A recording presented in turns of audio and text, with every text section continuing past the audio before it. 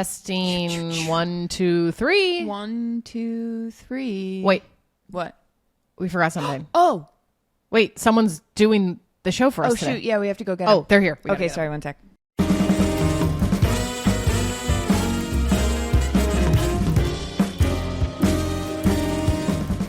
Hello, I'm Madeline Hill. And I'm Charlotte Wilder. And you're listening to the Sports Gossip Show on the Athletic Podcast Network. Wow. Tomorrow's Halloween, isn't it? Yes? Are you excited? Oh, I've never been more excited. You know, you could say that our show is like a plastic pumpkin full of chocolates. Because you never know what you're going to get. That's funny. It's so funny. You know what I was going to make for my Halloween to give out? What, Madeline? I was planning on making some homemade trail mix in little plastic baggies. Wow. You better make sure to tell the kids. Check to be sure there aren't any razor blades in there. Wouldn't want that.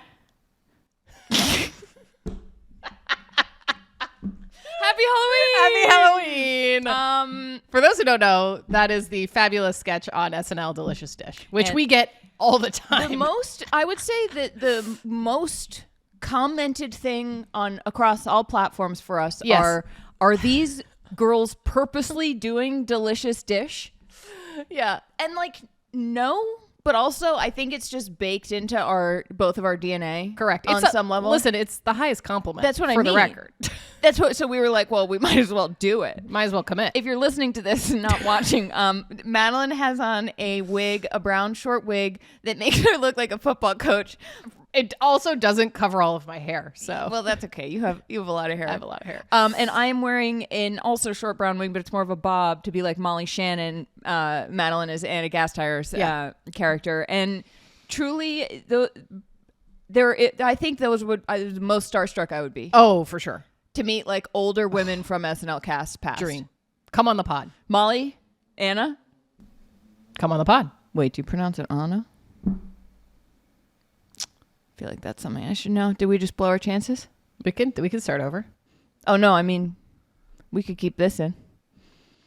Pretty authentic. We love you guys. Please come on the show. Come on the pod. We have a jam-packed episode. Yeah. And we're going to do it in these costumes, just by the way. Yeah. So, because it's a Halloween episode. Spooky. We got some spooky topics. It really is just the highest compliment. But also I think that part of what sometimes amazes us about our own show is that sometimes we ourselves watch it back and it does feel like we're doing performance art. Yes. But as we're doing it, it does not feel that way. No, we're like dead. So we're like locked in and we watch it back and we're like, we don't even do drugs. No, we don't do drugs. But this is just who we are at our core. And yet it's a miracle they brought us together. It's true. The world brought us together. So, all right. Yeah, we got a jam-packed show. Jam-packed show. I'm sorry, I just caught a glimpse of myself. It's so crazy. Oh, God, this is really great. World Series. Dodgers playing the Blue Jays. I was going to say Toronto Maple Leafs, but that's a hockey team. I was about to say. The Canada... The Canadian Park Rangers, Canada Mounties, Maple Syrupers, the Mapes. Question for you: What? You are? Oh, my voice just warbled. Oh, yes. Would you consider yourself a Dodgers fan? Yes. Okay. As if you've been listening to the show, I picked my NFL team was the Buffalo Bills, and I also then previously picked that I was a New York Knicks fan, no longer a full Lakers fan. But I don't know. It's hard to break the Dodgers. I don't feel spiritually connected to the Yankees or the Mets. Not yet, at least. What? You say that, What? and then your TikTok, which you've said on the show before, is just full of Yankees, Derek Jeter highlights. And Madeline had the gall to say to me, the Yankees, I kind of get it. I do get it. Trust me. I do get it. You're even wearing a mock neck right now as we speak. What I would dream to put on one of those Yankees jerseys and a little mock neck. The only thing I'll give the Yankees, that mock neck. It's so good. Other teams wear it, but not like the Yankees. Doesn't work. It doesn't work the same. So I haven't picked teams. So yes, I'm still a Dodgers fan as of today. I think you can stay a Dodgers fan. Your husband is also. He is. My husband is a diehard Dodgers fan, grew up in LA. Yeah. So he's not wavering. Yeah. His support. And so the first Dodgers Toronto No, second game, second World Series game. Third. It was the third. I was like, wait, it's the third. It was, in fact, the third World Series God. game.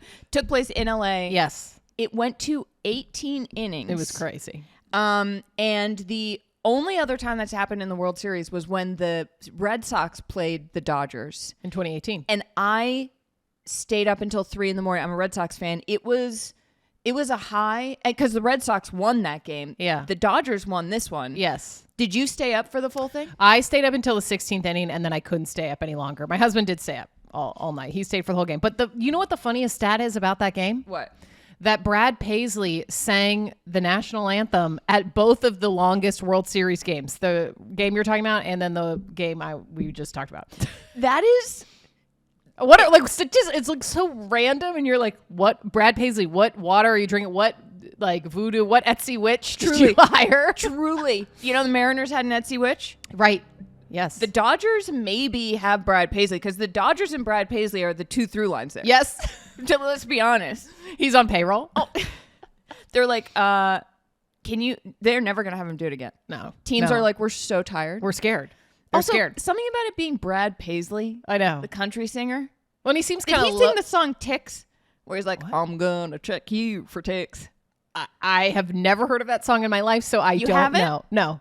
But I do feel like he's like a very chill presence. So it's weird because a game that goes to 18 innings is not very chill. No, not at all. Like, you're going through your entire bullpen to the point where a Dodgers pitcher, Yamamoto, was like warming up to then pitch again, which is unheard of for a pitcher. Like, they're like, you know what? Like, bring it back. I honestly think they should just pull people from the crowd at that point. It should be like volunteer. They're like in the hockey. goalie. Like yes. Baseball needs that. Was real delicious. No, I think, okay, so I can't believe we're in these outfits. Here's the thing. Well, same. I'm my head's a little itchy. Oh my God. The thing about baseball is that what I love about it so much is it's not a time limited sport. Right. And I think baseball at my core is my favorite sport. I think I probably like covering the NFL most because it's the thing that most people care most about these days. And I love the NBA because I think basketball is like an absolutely gorgeous sport, the WNBA. I love women's college basketball because of how long the players stick around. But like at my core, baseball is the most, there few things soothe me the way baseball in October and November soothes me. Nothing like it. You know? There's nothing like it. So I love the idea that you get up to bat, your team can be down 15. And in that inning, your team can score 18 runs and then they're in the lead. And the game can go on forever. Why are you laughing at me? One, you're saying this, but I love the idea of a team scoring 18 runs in one inning. It's possible. It is. Anything is possible. Kevin Garnett, Charlotte Wilder. Anything is possible. I just love that was the number you picked, not like 8, 9 runs. 18 runs. I had 18 innings in my head. Team's up 15. And we're going to score 18 runs. Right, we got it. Blah, blah, blah. And here's the thing. This felt like sports gossip to me. Because any story where there's tension. Yeah. If there's not tension in an 18-inning baseball game. Oh, there was tension. And I had a moment. I stayed up till like 1. I think I was watching it. Like, I stopped watching in the 12th inning, middle of the 12th. I watched when they brought in Clayton Kershaw for the Dodgers, who I think is my age, but kind of looked like old man time. It looked like they brought out the assistant professor who's about to retire, he's dealt with a lot of middle school issues. He's like, oh, God, I got to come. What now? A kid threw a pencil at who? It's funny you say that because watching him, for some reason, I thought, this looks like a guy who's been in the woods in New Hampshire for a while. He was on that show, what is it called? Alone. Oh, we were just... Naked and Afraid? Cutter and I were just talking about it. Alone. No, is it Alone? Yeah. It's on Nat Geo or something? Yeah. They like have to survive in the wilderness? Yeah. I love that show. And I don't say this as a knock on Clayton Kershaw. There was an aura to him. Oh, yeah. In his gray beard. But I was like, this guy... It kind of looked like someone they'd chosen from the crowd. Obviously, he's a Hall of Fame pitcher. He's one of the best pitchers of all time. And he's retiring after this. He's retiring, and he said that.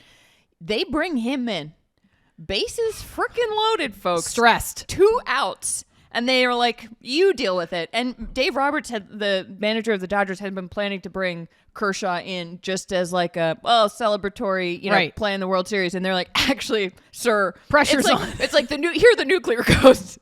Well, and Clayton Kershaw has famously messed up those situations before. He's amazing.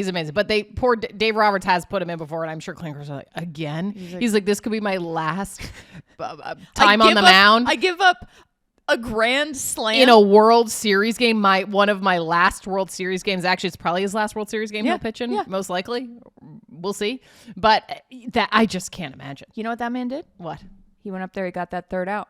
He did. He got the Dodgers out of a real sticky situation. I mean, but then it took like a gajillion more innings for them to close the book. And I said in the 12th inning, you know what, Charlotte, this isn't your team. You don't have to suffer for these two. You can wake up and find out what happened. And also the Brad Paisley of it all. Also, do you know how many celebrities? So many. Because and then on Tuesday night as well, because it's LA. Yeah. So LeBron James was at the game last night. Meghan Markle and Prince Harry were at the game last night. I think Brad Pitt looking a little real, got a little real tight jaw, just a little.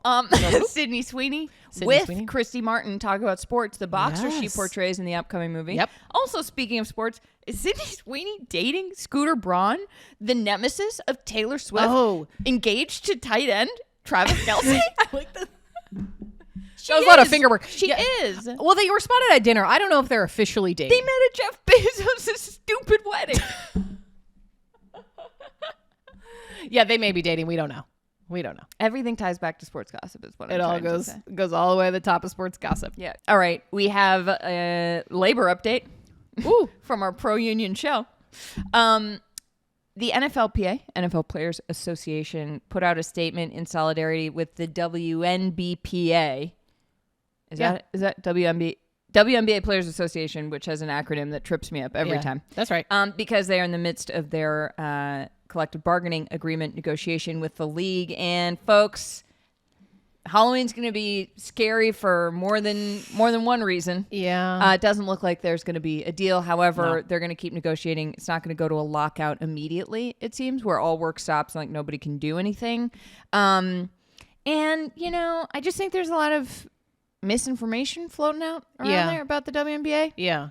The players are not, first of all, asking for a 50-50 revenue split. No. Like I think that's a common players. Misconception. They're asking for a revenue share. Something. But one that they understand makes sense. Right. They just don't want a fixed amount of money that can only go to them while their league grows exponentially. Yeah. Anyway, the NFL put out a statement, said the NFLPA stands in solidarity with the WNBPA and its fight for a collective bargaining agreement that reflects the players' undeniable impact on the league's growth. It's time for fair compensation, proper working conditions, and a future that puts players first. I love that. If this, isn't solidarity, I don't know what is. No, I love it. Yeah, I think all the leagues should stand in solidarity with them. Yeah, same. Yeah, they should get their fair share. It's the players. Yeah. Well, I'm very curious how this unfolds.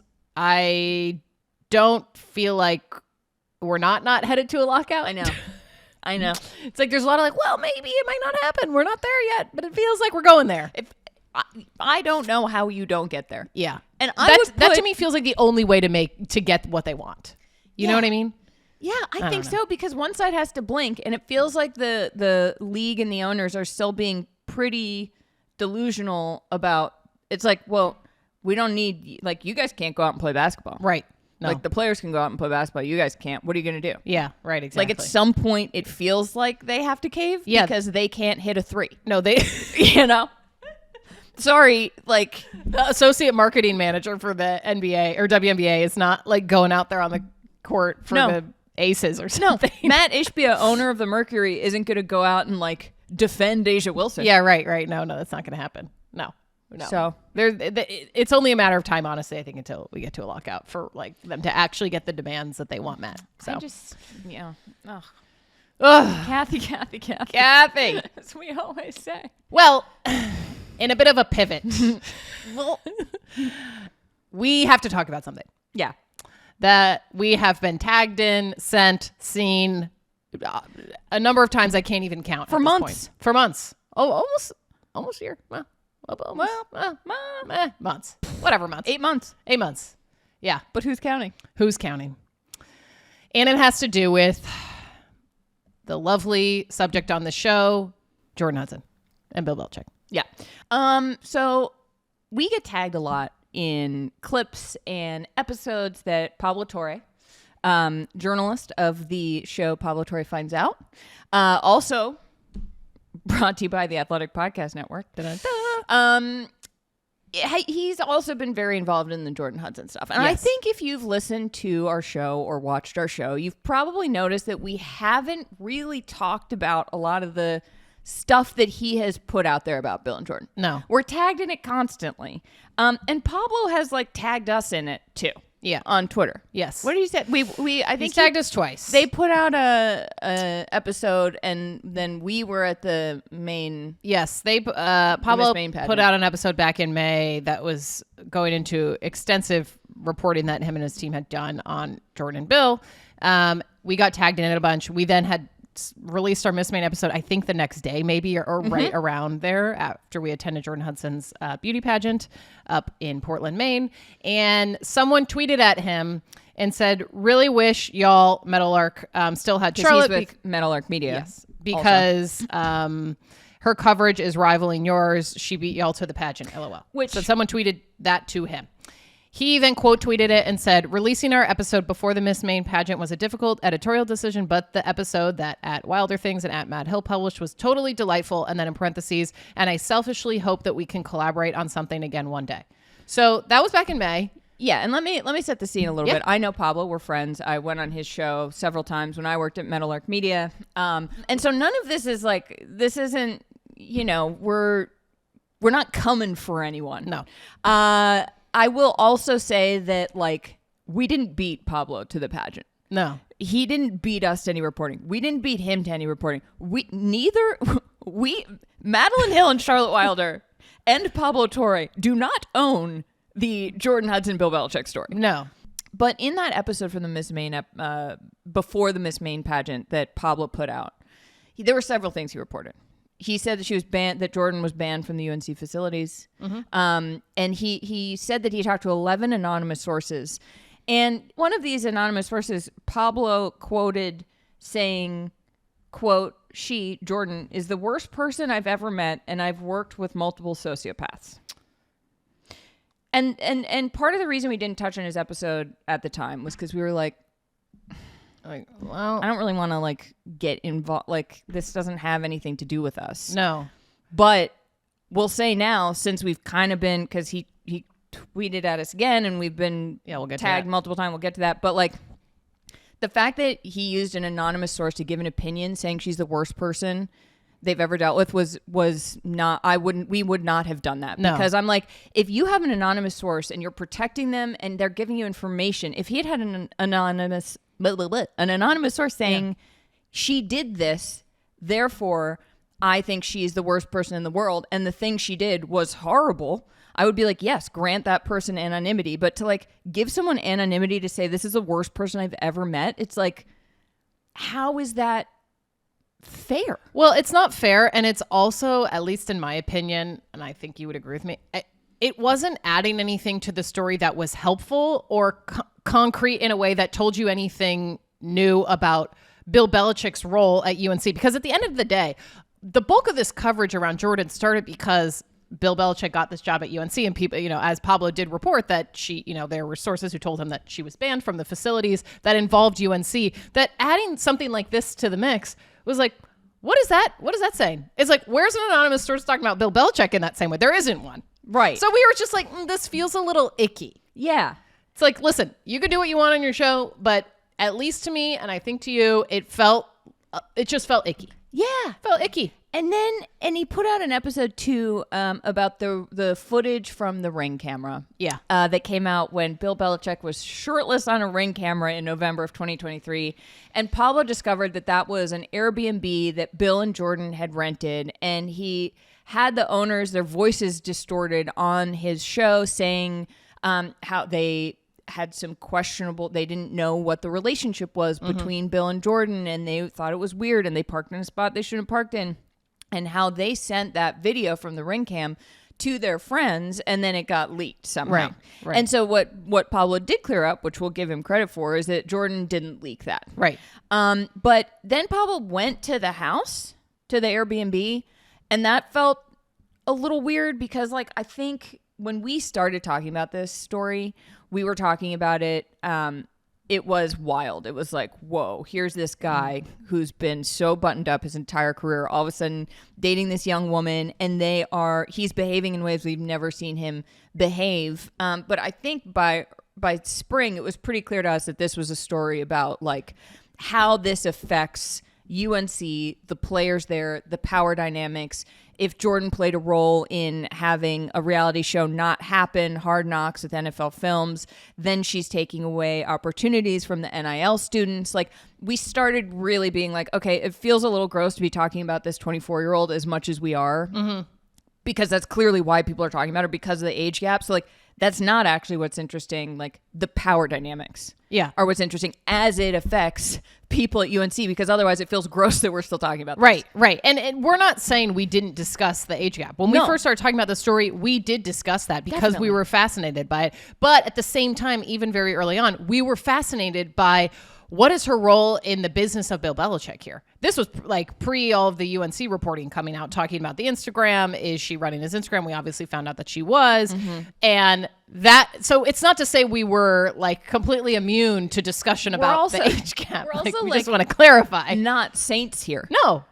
Like, there have been things where if I went back and listened, like, I feel really good about the way we've done this coverage. And, you know, I think in the fact that Jordon called us and said she felt like we'd at least tried to approach it with some humanity, which I think we have.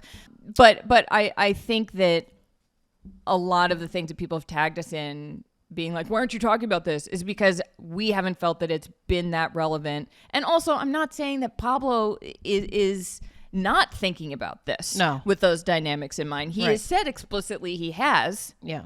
He did say it after. Yes. So just a little bit of a timeline for the show.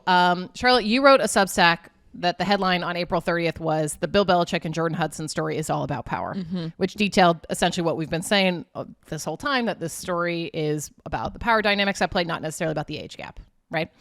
Then on May 3rd, we went on CNN. And this was after an episode we had done April 30th where we said that verbatim. Yes, exactly. Then on May 3rd, Charlotte and I went on CNN. Funny experience. Wouldn't it be funny if we had gone on with As Delicious Days? Honestly, I would have loved that. And I said, quote, "He's a grown man. He can do what he wants in relation to Bill. He can date who he wants, but that's not what we're concerned about. What we're concerned about is how his actions, and frankly inactions at times, by letting her sort of control his own public persona and his career, have implications and consequences for his employees and the students and people who go to UNC. That to us is the main concern here. It's not who he's dating. Like we said, it's not about the age gap. He can date who he wants, but it's about what the implication of who he's dating is having on other people." And then Charlotte said, "What is she doing for you? How, if she's not working for the university, why is she CC'd on these emails? It's a lack of transparency and something that can have broad implications for UNC and the sports world more generally." And then on the show, that April 30th show we did, one of us said, "I think that it is not, again, as we've said a million times, this is not about an age gap relationship and people being concerned or shocked by that. This is a story about a power grab and people being concerned that this woman is coming in and exerting so much power and control over Bill that it's going to have implications and consequences for his career and the careers of other players and employees at the University of North Carolina." Yeah. And then a few days after our CNN appearance, Pablo releases his episode. I think it was on May 7th. May 9th. 7th or 9th. May 9th. As we've already just discussed. And then on May 11th, he sent out a Substack, and we were at the Miss Maine pageant. I think we were getting ready to go to the pageant when we got the email. We were. Got the email. It was, Pablo sends out a Substack, subscribe. And in it was like kind of a detailed. Yeah, wonderful Substack. Wonderful Substack. Yes, very delightful. Detailing his kind of behind the scenes process of putting this episode together. And in that Substack, he said, quote, "This whole thing isn't really a story about an age gap relationship. It's a story about power." Listen, we don't own a copyright to the English language. However, it didn't feel great to have essentially the verbatim quote that we had been saying for weeks and months said, and then he went on a press tour talking about that line and saying it again, and we were never cited, and it didn't feel great. We're not accusing him of anything, but it just didn't feel great, and it didn't sit right. It didn't feel great because it's not necessarily the most original thing to say. Like, obviously, right? Like, I think anyone who starts thinking critically about this can be like, methinks this is about power. Like, right. Yes. But I think that came out so soon after those 3 things that we had said, published, and like been on TV saying. Right. We got it, and we were like, what? We're like, that's weird. Because then I was like, surely he cited us somewhere, and then we weren't. Yeah, and I almost reached out to, I mean, I'm friends with people who work on this show. I think they're lovely people. Like this, again, I don't know what was going on here, and maybe that's something that we could have done. But again, we didn't really feel like it. Right. But because we then recently Pablo tagged us in something again, yes. It was like, okay, well, I guess we'll just say how we feel. Yes. So Pablo releases the hot mic footage, which we will discuss. With Jordon caught on a hot mic. And someone tagged us in a tweet saying, by the way, Madeline and Charlotte are amazing and have done incredible work on this story. They host a podcast sponsored by, she's going in. I highly recommend having them on, blah, blah, blah, blah, blah. He replied to the tweet on October 16th and said, quote, "They're wonderful. My angle has been different, but would love to collaborate with them." So, which is what he said. He said that months ago too. Would love to collaborate. Pablo. My dude. He said, "I selfishly hope we can collaborate on something again one day." That was back in May. You have my number, buddy. You don't have mine, but you got hers. You got my number. We've texted. We're on group chats. Yeah. What are we doing, man? Yeah. What are we doing? And I think part of the thing that, we saw this, we're like, I was like, again? Your angle's different? Like, what is that implying? Right. I don't know. Because I just... Let's talk about the footage, because I think we can talk about the angle being different. Because this is the thing that everyone's been like, are you going to talk about the hot mic footage? So here you go. Yes. So Pablo released an episode. Here you go. A media literacy. In these costumes.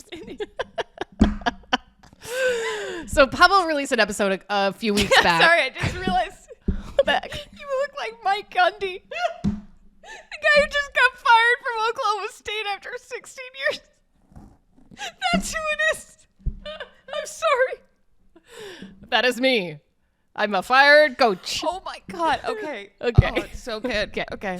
Pablo released an episode a few weeks back where he revealed that he had gained access to hot mic footage of Jordon Hudson discussing the graphics from Bill Belichick, her boyfriend's podcast. That was all about, it was like kind of like a behind the scenes. I think it was with NFL Films called Coach. Yeah. Coach really, me. It was me. Madeline. Really original name. Coach. Blue 52. That would be like us having a show called Podcast. And in the footage, I watched the episode, obviously.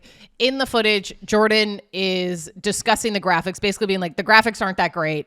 We need better graphics. Who put these together? If you gave me the Photoshop and $2,000, like, I'll make them look better. Which I don't know if that's necessarily true, Jordon. No, because as Pablo pointed out on his show, his website that she claims she designs, it like not the best web design. Looks like GeoCities. Not great. And then they're also caught kind of talking. I'm gonna blurp it out, but about I'm gonna blurp it. I'm gonna blurp that out. About people who worked on the show and like the graphics being bad and like why are they so bad? I just saw us. Also, I feel like the hair. I just saw us on our little monitor again, and oh my God, okay, so idiotic, right? And I think, look, our feeling about this footage was, Jordon sounds rude. She's talking down to production. Yeah, as people who work in this space, and I've been on multiple different shows. My least favorite thing in the world is people who talk down to production. Totally. Like, don't do it. Don't do it.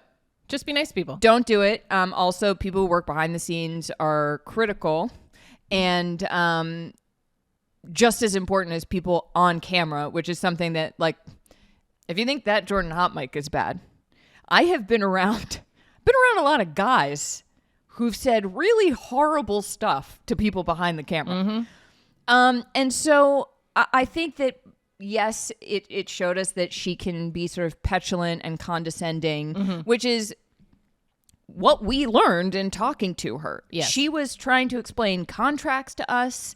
And then she called me and she yelled at me for 15 minutes. Like, we didn't have a pleasant interaction with her. We're not sitting here saying she should be defended. So I guess this hot mic footage could be seen as showing that.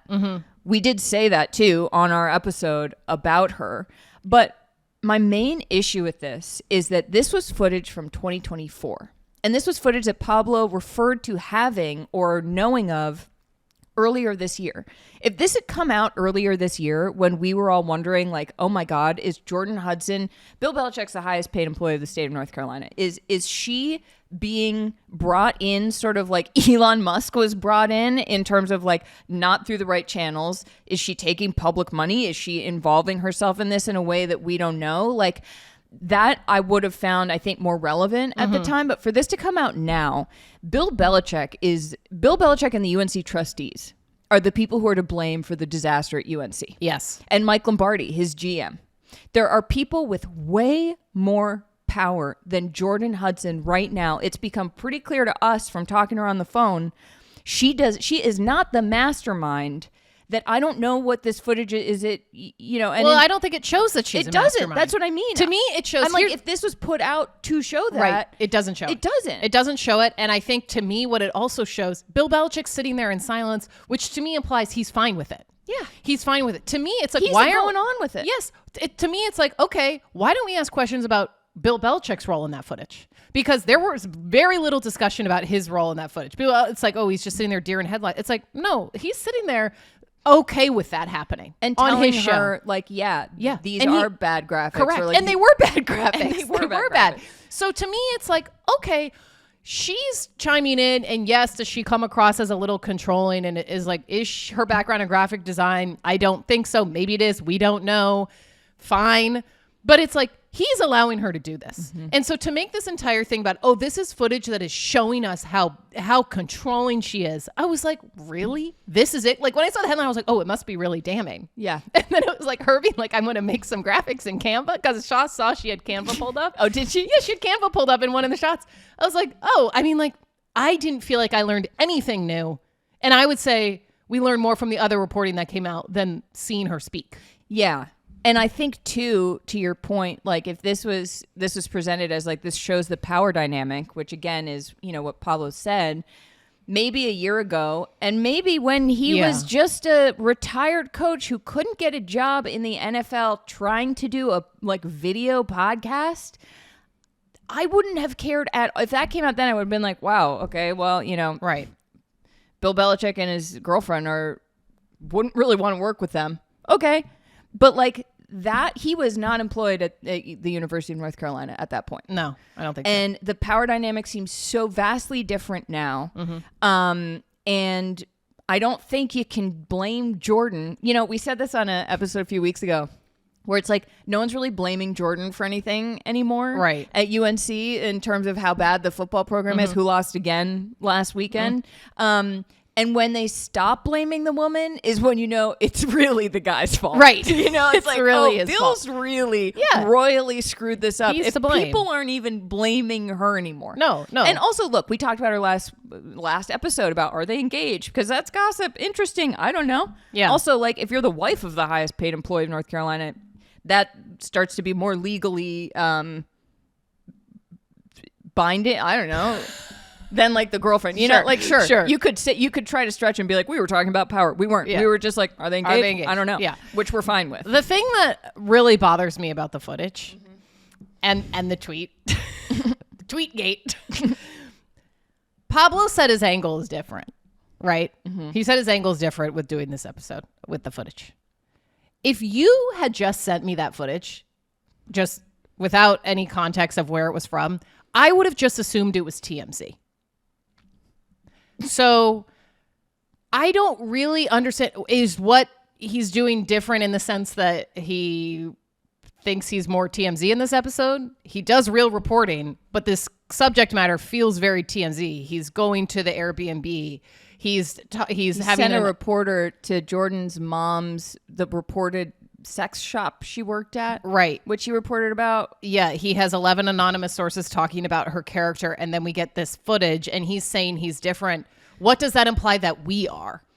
Well, I kind of took this to mean because he talks a lot about journalism and how, he's unboxing these stories and he's the future of journalism, which also he does unbox Pablo stories. does amazing work. Yeah. I think what bothered me about like my angle is different is it implied to me also he keeps saying that we're wonderful or delightful, and those combination of words kind of implied that like we're a show of gossip in our name and like this is real reporting. Yeah. And like yes. I think to us it's like, well, if we'd gotten this footage, we wouldn't have put it out because I don't fully know how, besides just like being something like footage of Jordon, it adds much. It doesn't add much. And also, from our knowledge, we are the only people who have spoken to her. Mm-hmm. And it's not like we spoke with her for 2 minutes. We spoke with her for 5 hours, as we have extensively discussed on the show. To me, not to toot our own horns, but our analysis of that conversation said more about Jordon and the dynamics at play here than getting footage of her complaining about some ugly graphics that were ugly.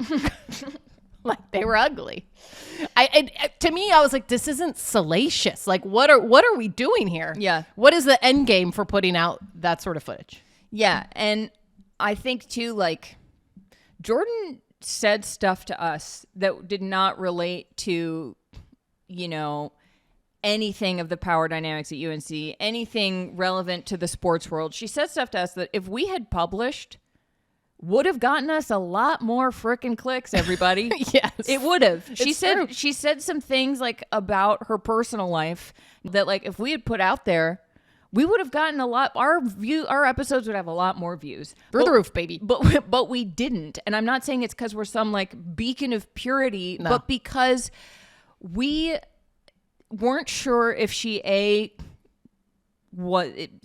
she never said off the record in our conversations, but there were times where she said between you and me, and like we didn't want to play with any of that. No. Do you know what I mean? Not worth it. And also like I'm not out to we're not here to just like slander her. I think she has sunk her own ship better than anything anybody could say about her would. Yeah. And it feels like she is a young woman, and like we feel a responsibility to be careful how we talk about her because it does have broader implications for how we talk about young women in the public eye, especially because now it's like super okay to just hate women again. Mm-hmm. So like, I'm not saying we're protecting her. I'm not saying Pablo should have protected her. I'm just saying we've tried to think very critically about the role we're playing in the public discourse around her because it has implications more broadly. 100%. And I think we are thinking very thoughtfully around what we are saying about this situation that adds anything new. And to me, this footage, I'm watching it, and to your point, if this was released months ago, it would have added to the discussion, I think, in a really interesting and relevant way. Yeah. But because we're at this point now where we've almost hit this like ceiling of, I mean, listen, of course, anything could happen. But it feels like she hasn't really posted on Instagram. Yes, she's on the sidelines, but not a ton has happened between them that we've seen or been reported on that's new. That it felt like, what was the point of putting this out? And I think it raises larger questions around what is your intention with putting out this footage now? Mm-hmm. Because to me, it reads as, oh, this is a good way to get clicks, which listen, it is. It is. I'm sure the episode did really well. That episode has more views than like 10 of ours put together. Yeah, right. Like, I'm sure. Like, But it's like, I don't know. I just think to me, I'm like, if we had been sent that footage today, I don't think we would have done anything with it. I don't know. Maybe we would have, but I don't know. I just then start thinking about like what good? Have? No, it's no, like what good would it have done? And again, we're not Jordon Hudson apologists, but it's like having spent so much time talking to her, I'm like, what is this adding to the narrative that is anything new other than to just like make her look bad? Yeah, you know. And I don't even think she looks that bad, to be honest. Also, I will say, Pablo had on Katie Nolan and Michael Cruz Kane, and they were both kind of like, yeah, right. Like, Katie was like, I don't know that I love this. Right. And right. Michael was like, kind of agree with her. Yeah. And also like they caught Katie, they caught Jordon and Bill sort of talking trash about the production, which sucks. But also they were talking mostly about the graphics in a way that like who among us hasn't like bitched about something in a way that the biggest sin there, and they said this on the episode, was like, how can you be on set and not know that That's you what I are was on gonna a say. hot mic? Yeah. Like, Yeah, yes, yeah. that's I ridiculous. Again, the situation in 2024 in the fall was so radically different. Yes. Was so radically different. He wasn't a public employee then. Right.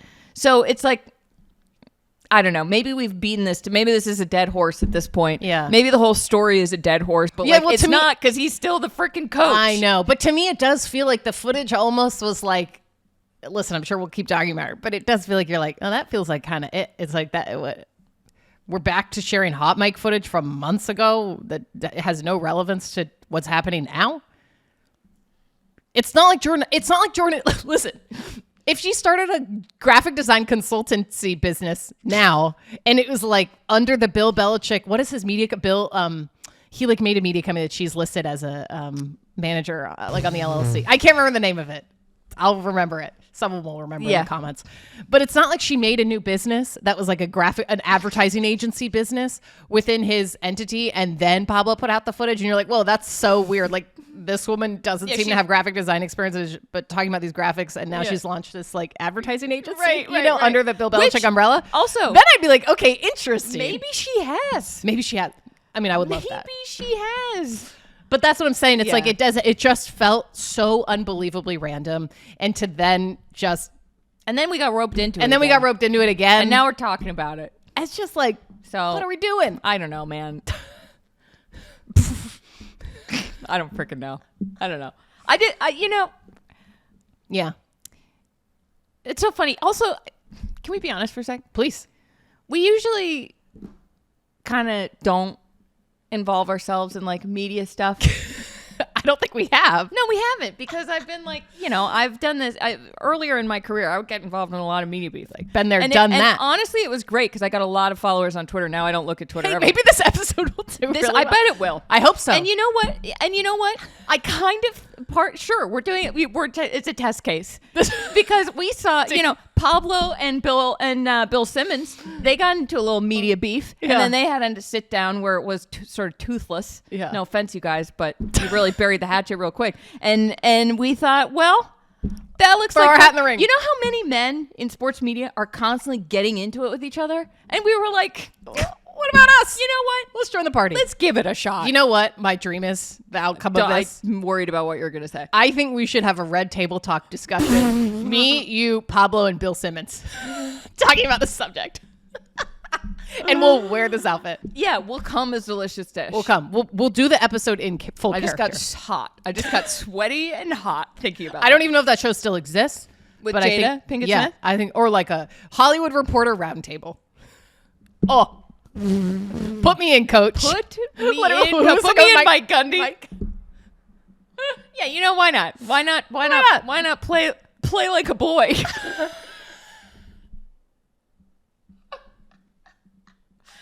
I'm going to be this was wild because, first of all, I don't think we said anything bad about Pablo. Pablo, you're still my buddy. Yeah, hey. This is strictly business. Open line of communication here. Strictly business, baby. But also, I didn't know if I had the stomach for this anymore. And it turns out I do. I do. Well, I'm excited because this is my first time participating in anything like this. And I love it. I love it. I feel like I'm on a reality show right now about sports media. This is our confessional. Whatever. This is us sitting down in the confessional. Put me on Bravo. Literally. Real Housewives of I don't know what sports. No one in the history of Bravo has had these haircuts in a confessional. Never. Unless they were in a costume. Which I don't think they're in full glam for that. Same. Any parting thoughts? Anything else? I don't think so. I don't know. Probably going to need to hang out with you tomorrow when this episode comes out, though, because, I'm going to be nervous looking at my phone, if I'm being honest. It's, you know what? I am completely breaking down any artifice or fourth wall here. Listen. We'll see what happens. If you've made it this far, thank you so much for listening and watching. We really are so grateful to our community. I remember when we released, the Miss Maine episode and then the one after Jordon called us being like, oh my God, how are people going to feel about this episode? And we really had such lovely, insightful conversations in the comments. It was just so lovely. And like there were critical thinking, people had really interesting things to say. And I hope that happens again. It was like the Jordon Hudson book club. Yes. Oh, if she She's wrote like a the book. Could you imagine? She will. I will read Bill it. did. That's why we're in this whole mess. That is because he was on what was supposed to be a softball book press tour, and she interrupted. Here we are. Well, as always, please like and subscribe, rate and review. It makes a huge difference. You can follow us on Instagram at Sports Gossip and TikTok at Sports Gossip Show. Yeah, thanks for listening to this episode. Woof. Yikes. All right. All right. Okay. See you on the flip. Okay, Bye. bye.